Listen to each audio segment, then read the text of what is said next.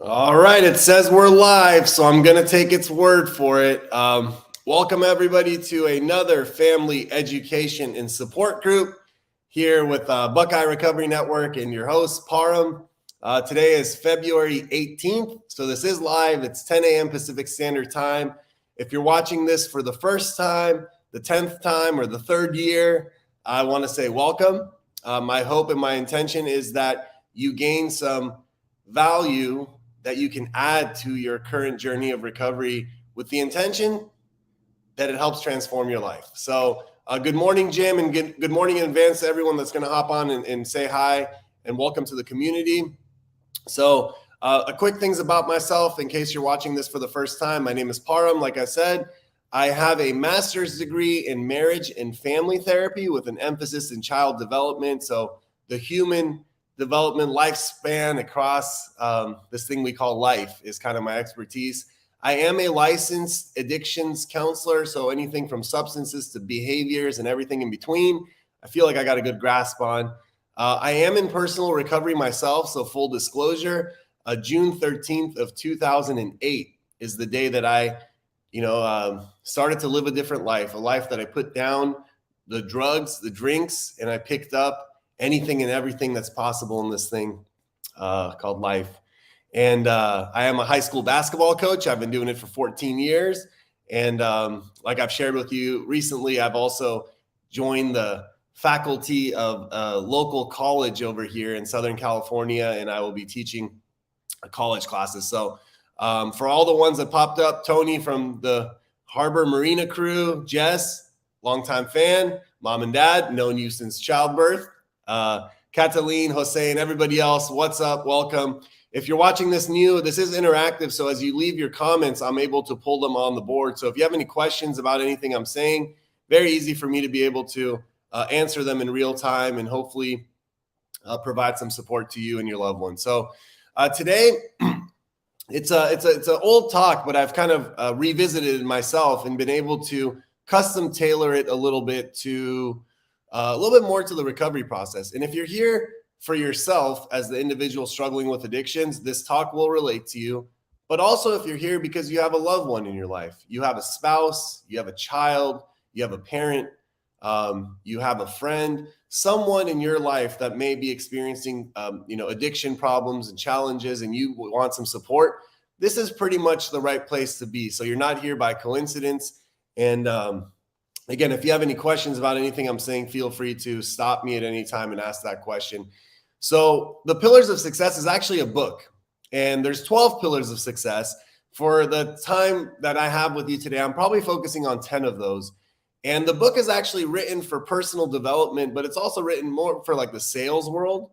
So I've gotten the content of it, I've adapted it to be able to fit the audience that we're talking to here, which is all about recovery.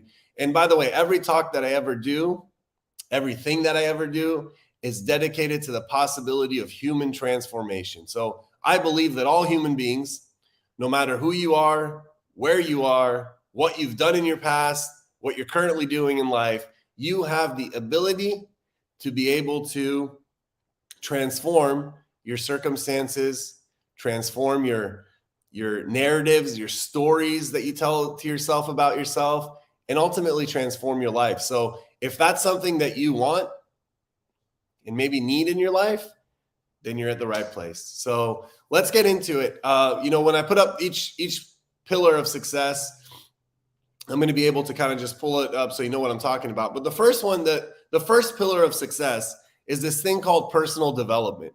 And the main quote that I have for this one is something pretty simple. It says, "The only way things are going to change for you is when you change." The only way things are going to change for you is when you change. So what does that mean?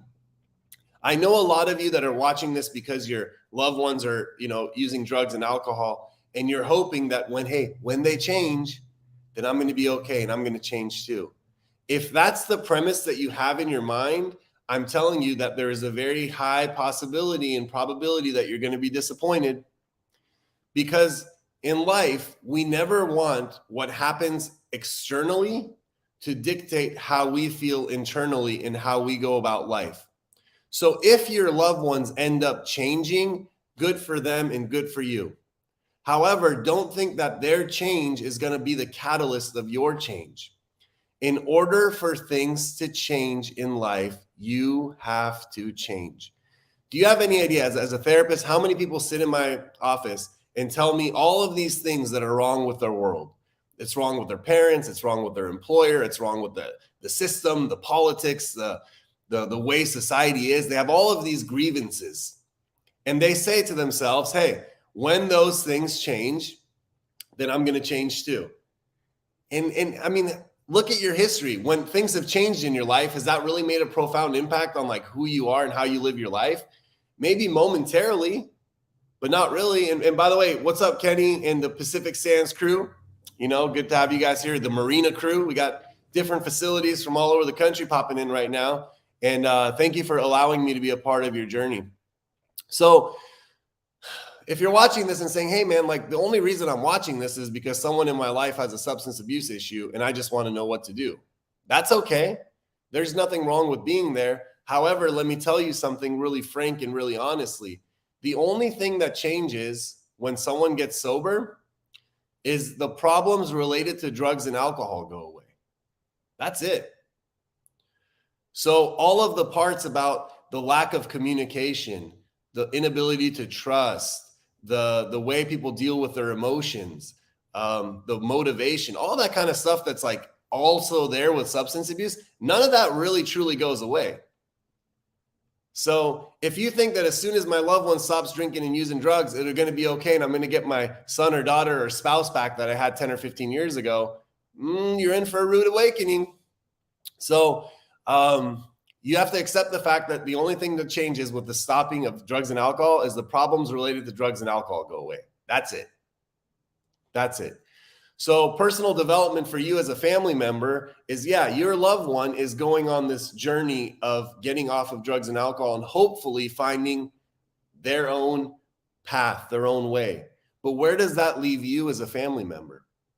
Whether they go up, down, left, right, what does that do to you as a family member, as an individual that's been watching this train wreck called addiction for a long time? Now it's the time for you to start developing yourself, to start investing in yourself, to start changing yourself. And some people might say, man, I don't need to change. Everything in my life is good besides the fact that my loved one has substance abuse issues.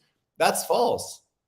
Even those of us who are really self-actualized and we've actually been able to transcend and master our thoughts and emotions, there is still room for improvement every single day because life, this journey of life is so fluid and there's so many blind twists and turns that we deal with that the only way you can handle those is through personal development. So the first pillar is personal development is really what, and we'll dive into that in the following weeks about what that actually means. But that's pillar number one. It's not about the development of your loved one. It's about the development of you, right? A lot of times I can use the flip side of this. I can use the opposite side of this and say, well, when somebody comes into the program and they want their family members to change, I want my mom and dad to change. What if they don't? Let's say that they choose to never change. Where does that leave you? The only choice is to be able to change yourself. Let's see what some of these counselors are saying over here. Counselor Jim, change is necessary for recovery. However, change is difficult for the addict in early recovery. I think change is difficult for everybody in early recovery because when the addict or the alcoholic or the person using substances gets clean and sober, that changes the entire dynamic of the relationships. So for the family members, their life is different because I'll give you an example. Let's say that there's a mom or a spouse or a dad that is the person that's constantly fixing and rescuing, always putting out the fires, good for you if that's what you've been doing. But now all of a sudden the person is no longer using substances and there's no fires to put out. You know what happens to a lot of people in that case? They don't know what to do with themselves. They've created this identity of like, I'm the fixer, I'm the rescuer, I'm the blah, blah, blah, blah, blah. And then all of a sudden they no longer have that purpose in life. And a lot of times in early recovery, someone gets sober and their partner or their spouse is still living the way they used to live, but they didn't have an issue with drugs and alcohol. And now their relationship doesn't match. Sometimes people don't even like the new versions of themselves in a relationship. And I'll tell you this, it's so sad. There's so many spouses out there that say, hey, I liked you more when you were drinking. I liked you more when you were doing, what you used to do. You're so different now. Does that really say more about the person, or does that say about themselves and their own inability to change and adapt to the changes? Let's see. Tony said the only thing that is consistent in life is change, and that change depends on how you as an individual determine how the outcome of that change affects you. Yeah, man, change is the only constant in life, Mr. Tony. It's the only thing that can guarantee is life is going to always change. And personal development is actually the only way that we can handle those changes. I've been on record saying that, a lot of people, they pat me on the back for the transformations and the changes I've had in my life, when the reality of it is, I really think that my mom and my dad, through the process of my recovery, found their own recovery, and they were able to change more than I have. My dad's been able to regulate his emotions better. My mom's been able to control less. She still acts out with codependency once in a while, and she still kind of relapses with codependency, but she's working on it. I promised her I was going to give her a little jab today, and I did. It felt really good. And she's watching this right now. So, but hey, the long story short, we're all trying to change. So the next one that I have here is this thing called total well-being. Pillar number 2 is total well-being. Well-being is something that we all want. We all strive for, we all hope to achieve in life. The total part means that well-being is not just a one thing. There is sum of parts. And it's the mind, the body, and the spirit. So imagine a triangle, and one of it is your mind. It's the way you think. It's the way you process. It's the way you relate with what you're experiencing in life.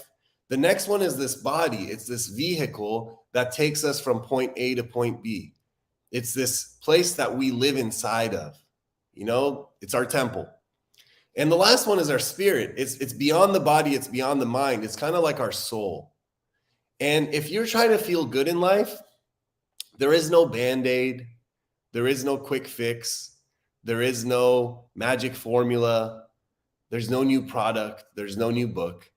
If you want to feel good in life, the triangle of mind, body, and spirit is something that needs to be addressed and something that needs to be touched every single day. So when you wake up in the morning or some way throughout the day or at the end of the night, can you say that you've done something for your mind? Have you done something for your body? And have you done something for your spirit? Most of us realize that on some days we do some of all, and some days we don't do any. And we wonder why we don't feel good. And I'll tell you this, when your loved one's going through addiction, so for those of you who are in the different programs watching this right now, for you, it might be a little different experience because you're the one getting off of drugs and alcohol. Your family members have neglected their mind, their body, and spirit for a long time because they were hyper-focused on the fear of, is my loved one going to live? Like for all the moms and dads that sleep with their phone on their chest at night, for all the moms and dads that drive around neighborhoods and areas that they're terrified of driving looking for their kid, for all the moms and dads that go to a drug dealer's house to give some money to some drug dealer because their kid's in debt. Do you have any idea what that does to the mind, the body, and the spirit?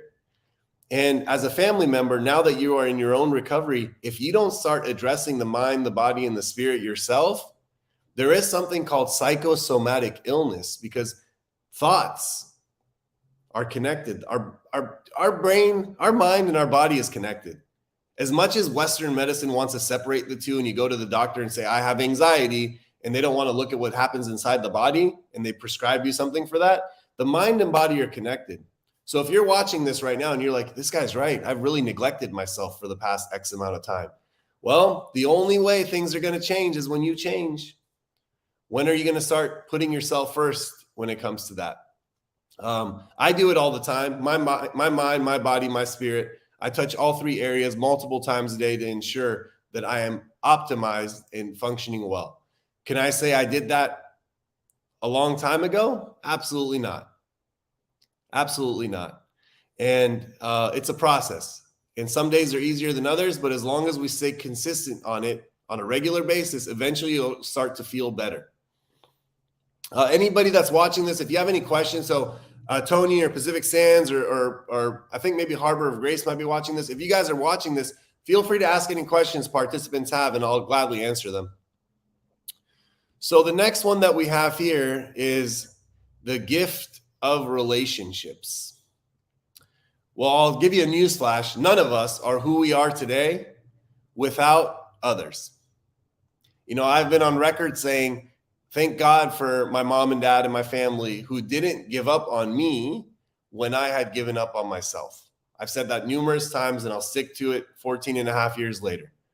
Thank God for the coaching staff at Aliso Niguel that took me in with open arms 14 years ago when I had no purpose in life.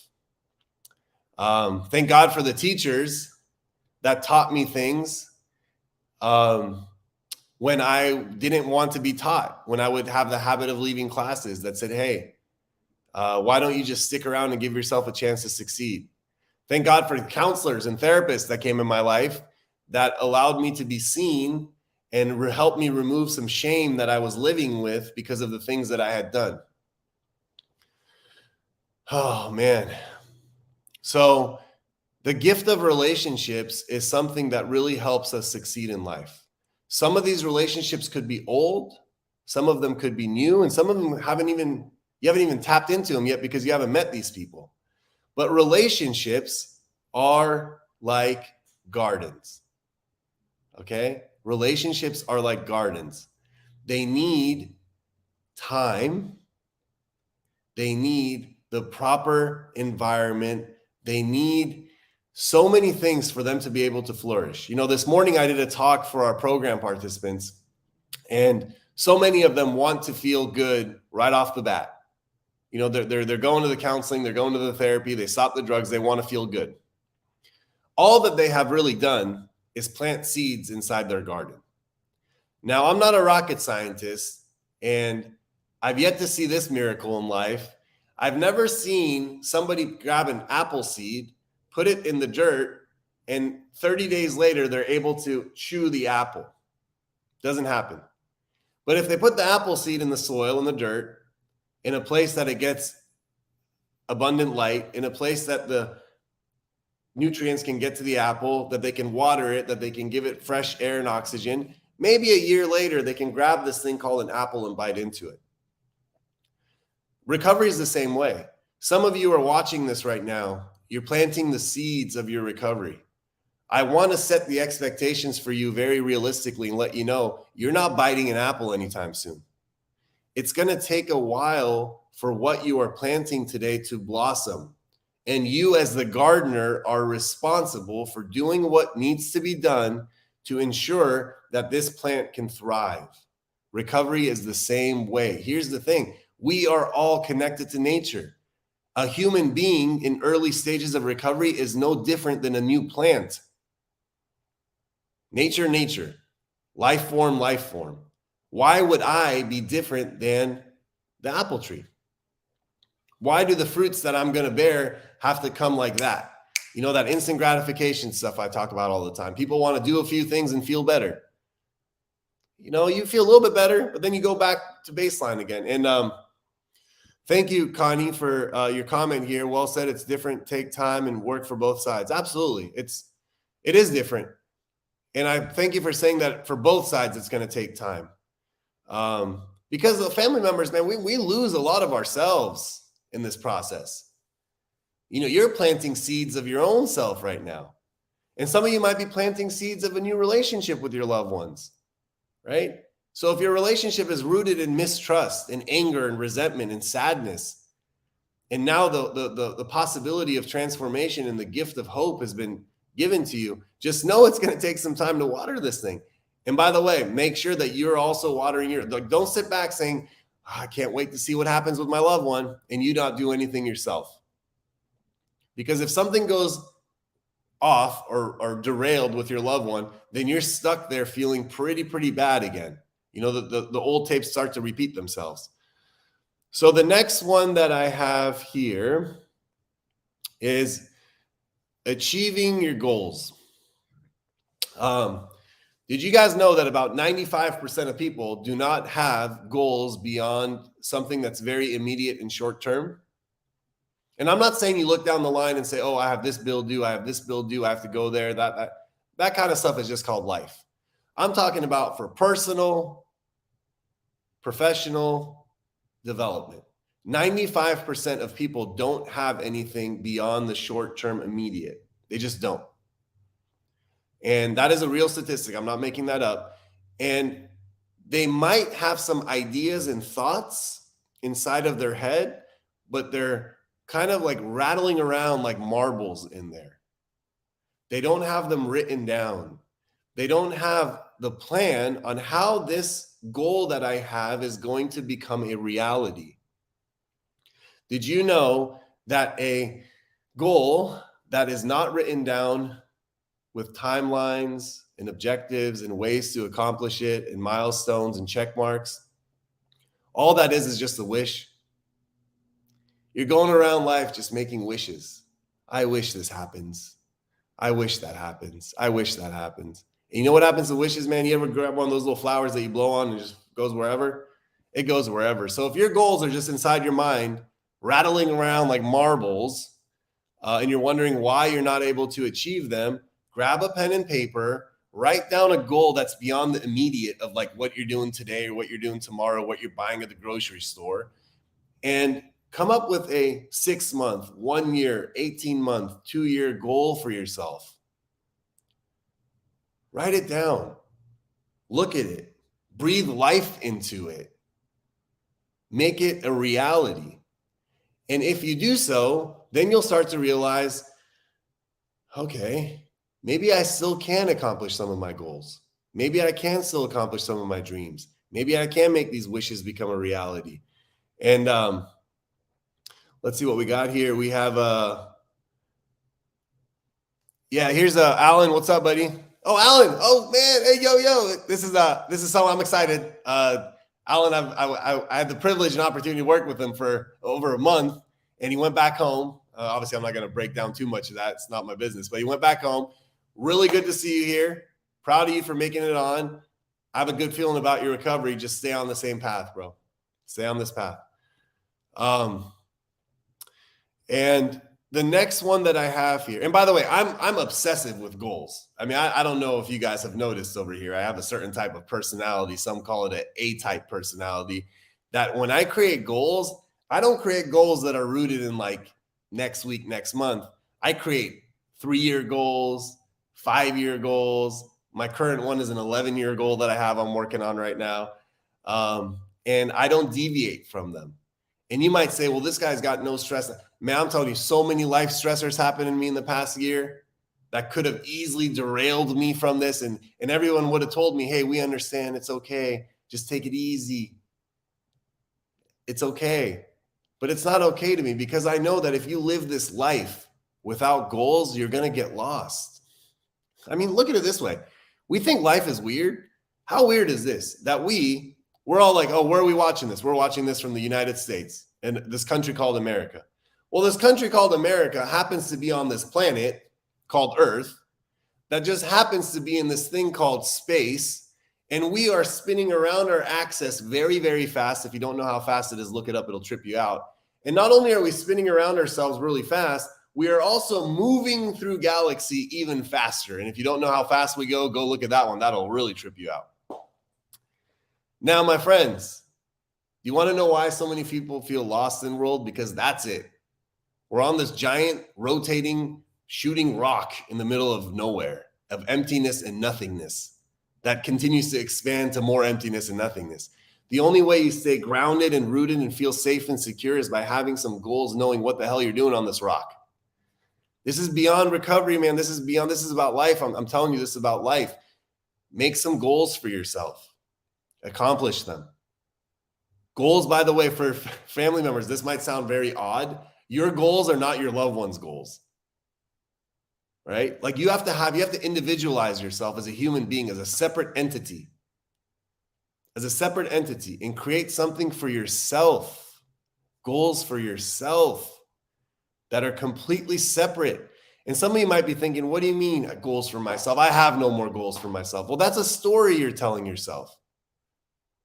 If you've lost touch with what's important to you and what you want to accomplish in life, that's on you to go do soul searching and find out again. But don't tell me like, oh, you just given up on yourself. You know, it's not important anymore. You've accomplished all you've accomplished. Come on. There's so much to do, so many experiences to life that you've yet been able to touch that move you, that inspire you. And why not? This is what this channel is all about. It's not just about getting off drugs and alcohol. That's the easiest part, man. It's when people get off drugs and alcohol, how do they stay off it? When family members get their kid into recovery, how do they find themselves? That's what this is all about. So the next one that I have here is something called the proper use of time. It's one of the pillars of success. Let's see. What does Jim have here? Hold on, before I go into my thing right there. All the little goals and the larger goals are all boiled down to being able to be okay with me today. You know, I think, one thing here I do want to talk about, Jim, is sometimes people set these goals out in the future, but they haven't really found peace with who and what they are today. And I'll tell you this, that without finding out peace with what I'm doing today and how I'm living my life today, it's hard to achieve those goals in the future, because it creates a misconception in the mind that when I have that goal, I'll be okay. When I achieve that goal, then I'll be okay. That's a lie. That's a lie. The true thought process is I am okay today, and I'm working towards achieving that goal. Now, whether that goal gets accomplished or not, see, we're not in the outcome business. We're just in the action business. We take the best actions we can with the information we have, with the current state that we're in, and hopefully, if we take enough action consecutively over time, it takes us to a destination that goal is more attainable. People set themselves up for failure when they say, when that happens, then I'll be okay. Anytime you say when this, then that, oh man, you're setting yourself up for some pain. So the proper use of time is something I think is important, because all human beings, we have something in common. All of us have something in common. So yes, I know that we are all human beings, regardless of what that looks like. I know that we all have certain organs inside of us, and if you cut us, blood comes out, and we got these things called moms and dads, and we live on this place called Earth. I know all that, but there's something else all human beings have in common. Jeff Bezos, with his 200 some odd billion dollars, and the homeless person that just, is walking in front of me in the window over there, they both have something in common. Me and every viewer right now, we have something in common, and that is the fact that we all have 24 hours in a day. All of us. 24 hours in a day. Now, some people say, I don't have time. Some people say, I can't fit it in. I can't squeeze it in. Some people say, oh yeah, I wish I had more time to do something like that. See, anything like that, I'm telling you this straight up, is false. You do have more time. You do not create time for yourself. There is no such thing as I don't have time. Some of the highest performing CEOs, okay, I'm talking about like the people that they're running the mega multi-billion-dollar corporations. Did you know that they have 7 to 10 minute meetings so they can fill in about 30 meetings in a day? And they could say, oh, I don't have time because I have a meeting scheduled. No, they create time. There is no such thing as I don't have time, my friends. It's you don't create time. You don't create a budget for your time and allocate things to certain things. The person that tells me I don't have time to work out is not someone that's not motivated. It's someone that doesn't know how to budget their time. On the days that I can't work out in the afternoon, you know what I do? Get up super early before anything or anyone else gets up in life, and I'll get my workout in. Because I don't want to sit at the end of the day, and if someone says, were you able to work out today? I was like, no, I didn't have time. Bullshit. I didn't create time. And the reason why many people don't have time, you want to know the main answer? Because most people major in minor things. Most people, I'm not saying all people, major in minor things. They spend the majority of their times engaging with things that don't mean anything to them 6 months from now, a year from now. Like if you're stressed about something that a year from now does not mean anything, I give you permission. Actually, I'll say I demand you. I would strongly suggest that you just let it go. Just let it go. If it's not going to mean anything a week from now, a month from now, a year from now, then why hold on to it? Why hold on to it? You know, a time budget's really interesting. We all know what a financial budget is. You sit down and look at all your costs and you look at the money coming in and you try to budget it. Do it with your time too. The best time to budget your time is the night before. I look at my day ahead and my week ahead, and I find out little pockets to be able to do different things. And that's how I got like 7 jobs. You know, some people say like, how the hell do you do it all? I just budget the hell out of that time. You know, I just budget it out. So everything in life, Tony, is use it or lose it. Everything in life is use it or lose it.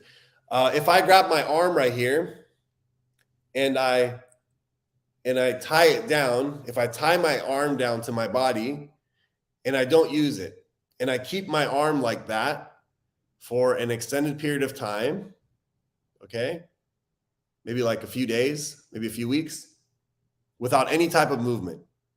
When I open up my arm is unable to do anything, right? Physical body parts, if you don't use it, you could lose them. The mind, if you don't use it, you could lose it. So time, if you don't use it, you absolutely will lose it. And get her done. See, Jim, I can't really pull off get her done, but you can do a really good job at it. Start early, and yes, priority. And Jim is he is a man that starts very early. Tony too. These guys are like, they take the morning bird to like another level. But you know what? They get in, for example, I mean, Tony, I don't know what he's doing over there, but Jim and Tony, when they were together, they would get in like 4 hours before the start of the day, and they would get their entire day ready. So by the time the day was over, or at least the programming was over, they're like, ah. When the flip side of it, some people get to work right before work. As soon as the days end, they're trying to pound and stress out, and God, I have too much, I don't have enough time, and I don't know what to do, and blah, blah, blah, blah, blah, blah, blah. And they're unable to have that payoff. So just sometimes time management, pillar of success, proper use of time. So the next one I got is surround yourself with the best people. Now, if you are an individual using substances, if you were using with some using buddies, I know that some of them were your friends. I'm not going to be disrespectful and tell you that those are bad people, or some of them in some of your cases that I know of were your family members. So I'm not going to say they're bad people because they're using substances, but you got to surround yourself with the best people, And how do you know if people are the best? Well, I got a few questions here that you can ask yourself. So who am I around? What effect are they having on me? What have they got me reading or watching? Where do they have me going? What do they have me thinking? And what do they have me becoming? If you like the answer to all of those, there's a high probability that those are people that you want. They're the best people. And I can't answer that for you. You know, I did this with our program participants. We have a bunch of 18, 19, 20-year-olds right now. And I mean, to tell them like, hey, you can't surround yourself with the best people, all they know is their friends. You know, they haven't learned the lesson yet that those friends that we have in high school that we think are going to be our lifelong friends, you know, statistics shows that not many of them actually end up being lifelong friends. As a matter of fact, the only reason we're friends with a lot of people in high school is because at that point in time, we happened to be in the same building called school because we lived in the same city. And it was usually a place that we were just kind of being raised in. That's the only main reason why a lot of us become friends with people that we go to school with. Can we find some lifelong friends in there? Absolutely. But when we become adults and we individualize, those are the questions you have to ask yourself. And sometimes people say, well, I don't even have any friends. I just hang out by myself. Well, who are you when you're around yourself? What effect are you having on yourself? What do you have yourself watching or reading? Where are you taking yourself? What places are you going? What do you have? What are you thinking about? What are you becoming? You can answer all these to yourself. And I'm like, as outspoken and kind of assertive that I am, my social circle is so small that if I sat in front of a therapist and told them how small my social circle is, they would probably say, you need to get yourself a social life. That's probably what they would say. You need to have more social interactions. But the reality of it is, if I'm sitting down on that couch over there and I'm watching like a YouTube video and I'm listening to an audiobook, and I'm always exposing myself to people being around me. Sometimes they're just not in physical form, but it's sometimes we do what we can to be able to level up. Let's see what Eileen always has words of wisdom. I like the saying that if you can't laugh at something later that stressed me today, why not change perspective and laugh about it today? That's actually really good. I think it's because when we're so close to the trees, you can't see the forest you can't see the trees from, that, whatever that analogy is. I think when we're so close to it, it's hard to see it. And then perspective allows us to be like, oh my God, what was that? But when you're so close to something, it's harder to see it. But I like that. At least I like that exercise. Why not laugh at what you're stressed out about? Because you know that a year later, you're probably going to laugh about it. That's some good stuff. Appreciate you saying that. I know because they support what I'm doing, like you, my friend. So yeah, of course, man. That's what people, you want to surround yourself with people that support you, right? They don't put you down, they support you. The best will bring out the best. Alan, that's the cream rises to the top. That's for sure. Jim said, experience helped me find the right people to keep in my life. I started with a blank sheet. And I'm going to talk about that blank sheet analogy. So I'll leave it up. Whether you are in recovery for yourself or for someone else, okay, there is a history and a timeline that happened before that moment that you got into recovery. Now, oftentimes that history and that timeline is convoluted with mistrust, with difficult situations, with heartbreaks, with challenges, and all the people in that world, you already have a certain type of stamp on them of who they are and who they're not. Now you get into this recovery and everything changes. New people come into your life. New worlds expand. New worlds open up. It is really important, that blank sheet that he's talking about, it's really important to not use the past experiences and just place them on all these new experiences. It's kind of like the person that gets in a relationship. In their past relationship, they were, let's say, cheated on or they got hurt, and they start projecting that same pain on every new person that comes in. And it keeps repeating itself. When it's like, why are you treating this new person like the last one that hurt you when this person might not even hurt you? And the blank sheet in recovery is really important because you have to be open-minded and you got to kind of let go of your past. We have this thing called the let go prayer, which is really powerful, but you want to let go of everything that you know and just open up and embrace the new experiences. So 100%, I love the blank sheet idea. The next one that we have here is to be a lifelong learner. Most of life's learning comes after our formal education ends. Now, whether that's in high school or junior high, high school or college or whatever it is, most of life's learning comes later on. It really does. At least learning about yourself.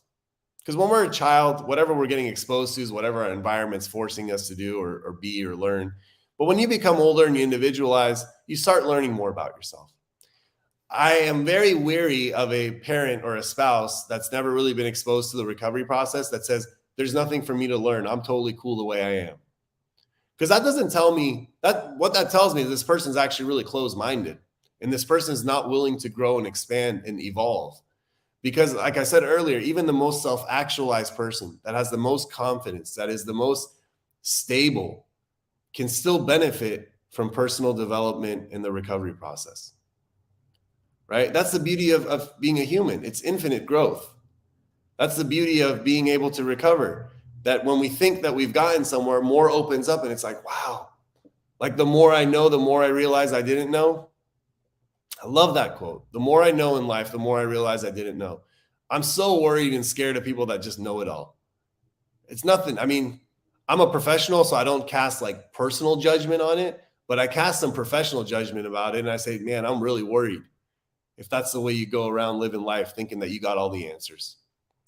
Being a lifelong learner is a wonderful thing, and we always admire the children and how they're able to learn so much and ask so many questions and how they're so they marvel at this beautiful thing called life, and they're so curious about it, and they just want to learn about it, right? They want to learn about little insects and bugs and ants. There's this famous saying that an adult goes by and just kind of like steps on, right when the adult's about to step on some ants, the child says, "Stop, stop, stop." And the adult says, "What are you doing?" He's like, "I'm studying those ants." And it's what that means is, remember that as adults, we are the same child, just a few moments removed. I swear to God, if you close your eyes and think about your childhood, you can actually go from here to there in a few moments. That means that you are that connected, that close to it. So please don't stop learning. If you're new to the recovery process, come in as a student with a blank sheet, like Jim says, and don't think that this is something that you're doing for someone else. I promise you're doing this for yourself. I love learning new things. I love it. I love learning new things. It keeps my mind sharp. A lot of adults say, "Hey, my cognitive abilities are just not the way they used to be, and I'm not able to retain stuff or learn stuff." You know what it is? It's just because the muscle's weak.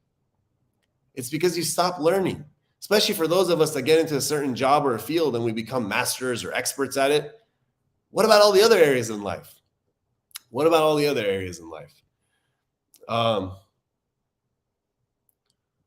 See, Jim says that he's like a short, witty version of like my long-winded answers. There's like 100 live streams, I think, that I've said that, but it's like, never seen anyone too simple to learn, but I've seen a lot of people too smart to keep it simple. Like, how good is that?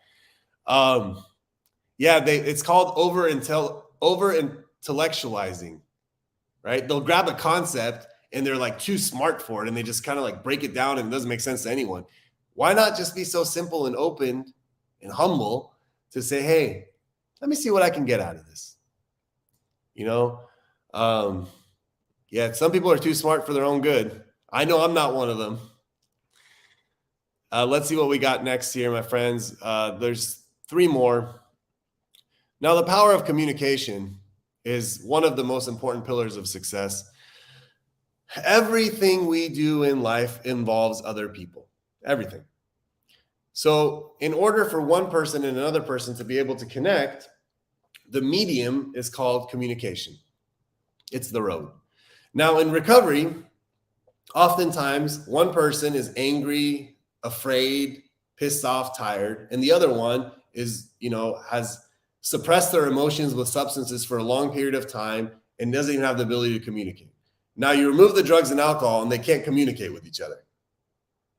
They don't know how to communicate with each other. Families take it personally. They say, "Well, they're not on drugs anymore. I don't know why they don't talk to me."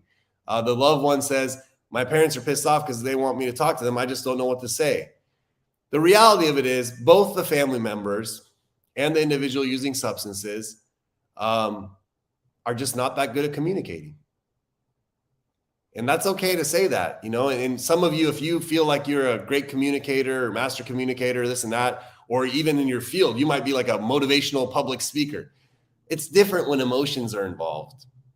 It's different when your loved ones are involved. And in order to be able to articulate words, that means you have to get your thoughts and you have to process your emotions and you have to filter through them and then be able to talk. When people have experienced pain, trauma, loss, abandonment in their life, it takes away their ability to communicate. It really, really does. And this one is one of the pillars of success that if you don't know how to communicate, I always suggest the best way to do it is just grab a pen and paper and just start writing. The hand is directly connected to the heart. You can write down things that you'll never be able to say to another person. You can write down things that you'll never be able to say to another person. And then that allows you to kind of get it out and build the muscle. And then one day you sit down with someone and say, "Hey, I have something I'd like to share with you." And you say it. And it's like, wow, I can't believe I was able to do that. It's because you practiced. And oftentimes in recovery, there's a lot of guilt on the family members and the substance abuser. And there's a lot of shame, both for the family member and the substance abuser. When there is guilt and shame present, effective communication can't happen. And the only way to get through the guilt and shame is to talk it out. So there is a conundrum. But I'm telling you, that's the only way through it. There is no plan, whatever, the next one down. A lot of times family members use counselors and therapists to communicate for them to the loved one. I always say, do it directly yourself. And they say, but we don't know how to communicate. That's another reason why you need to directly do it yourself. And these things are important. The next one that I have here is to be a great leader. That is one of the pillars of success. Leadership, I think, is somewhere down the line got misrepresented to what it truly means. Leadership, you don't have to lead tens and hundreds of people. You don't have to be doing something really, grand scale. Leadership could just be leading one or two other people to a place that you've been, that you're familiar with, that you know, but they don't. For example, if you're a family member watching this or someone in recovery and there's a new person on, or you go to one of your meetings, a 12-step meeting or a church group or whatever it is, and someone walks in terrified and you've kind of been through it, you know what that means? Be a leader. Walk up to them, introduce yourself, give them your phone number, tell them that they can call you. Because you're not in a dark place and they are. A leader grabs somebody that's in a dark place and shows them the light. Now, whether they stay or don't stay or come back or don't come back, it doesn't matter. You don't lead based on the actions of other people. You lead because you lead.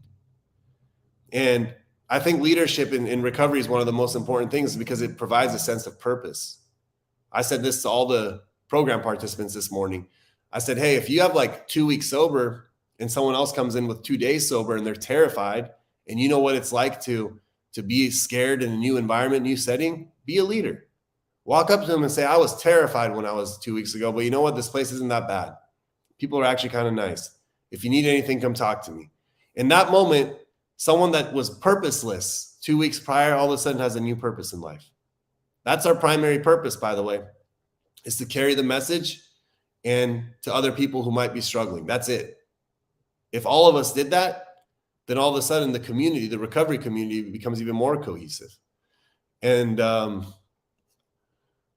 yes, seek to understand rather than be understood. If any of you have access to a 12 and 12, which is the 12 steps and 12 traditions, it was a book that's a companion of the big book that was written years later, though. But it kind of takes a deeper dive into the steps. In the 11th step, there's an 11th-step prayer, which the first time I remember hearing it in a meeting, I was like, oh my gosh, that's probably the most beautiful thing I've ever heard in my life. And to seek rather than to seek to understand rather than be understood is actually from that. And I suggest checking it out. So if you don't have one of those books, go on Google and put the 11th step prayer, Alcoholics Anonymous, and it's some good stuff. It's some good stuff. I suggest reading it regularly. And the very last one that I have, my friends, is pillars of success is to leave a legacy.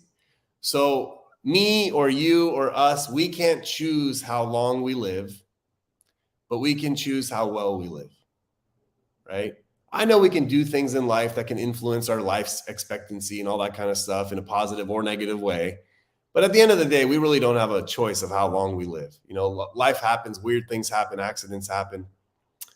But you can choose how well you live. And if you are someone that was struggling with drugs and alcohol prior to maybe this video or prior to going into treatment, you just changed your legacy, man.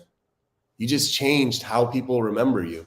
You went from being a person that was struggling, that was selfish, that was in pain, that was angry, to a person that has resiliency, perseverance, that's making a difference in not only their life, but the lives of others. If you were a family member that was scared, lost, afraid, and now your loved one's in recovery and you're finding recovery for yourself, all of a sudden your legacy is changing.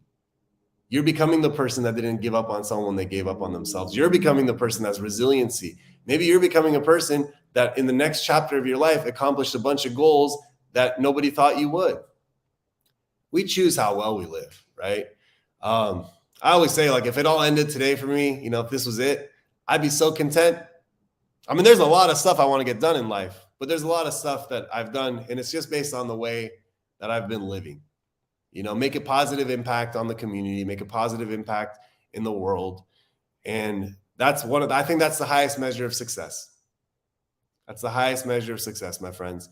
If you go out today, I think what I ask you to do is just pay it forward. If you find someone in need, if you find someone struggling, if you just come across someone that, might be struggling, maybe out and about in the streets, and, they're standing outside of a store, and they ask you for something. I'm not saying it's not my business if you give them money or not, because that's a personal decision, but maybe you stop and just talk to them. What a foreign concept. People go inside of a 7-Eleven and there's a homeless person outside and says, "Hey, do you have a few bucks change?" And they just don't even respond. They just walk in. Or they say no, and they just walk in. You know what I do? Swear on anything. I'll say, "Oh, well, give me a second first. What's your name?" And they say, "What do you mean, what's my name?" Like, "Yeah, well, what's your name?" And they tell me their name. I'm like, "How long you been struggling on the streets? What's your story?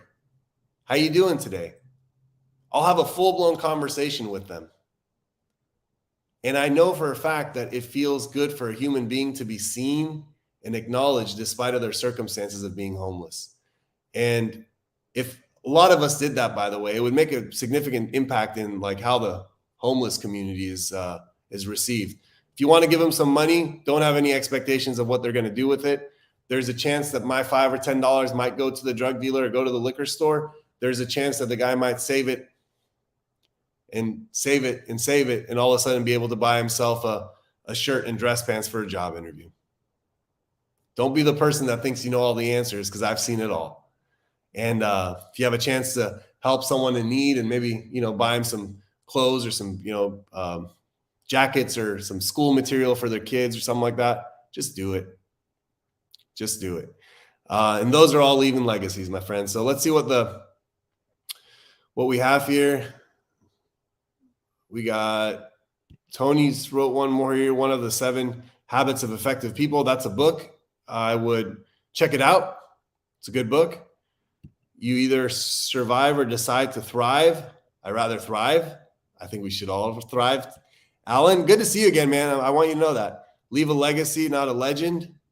And you've changed your legacy, my man. I know there's people in your life that are going to benefit from it successful in a good way. And definitely 100%, Jim. I mean, I can't agree with you more. I'm not a big money flashy guy. It's all about the qualitative stuff, not the quantitative stuff. I think the quality of life it's what it's all about. So all that being said, if anybody else has any takeaways from today's talk, feel free to write them. I will be back next week. So next week we're having this again. The following week I won't, but then after that, we're good to go for the rest of the year. So just want to say love and appreciate all of you. And I will see you soon. I'll see you next week. All right. And we'll go from there. Have a great week, everyone. Bye-bye.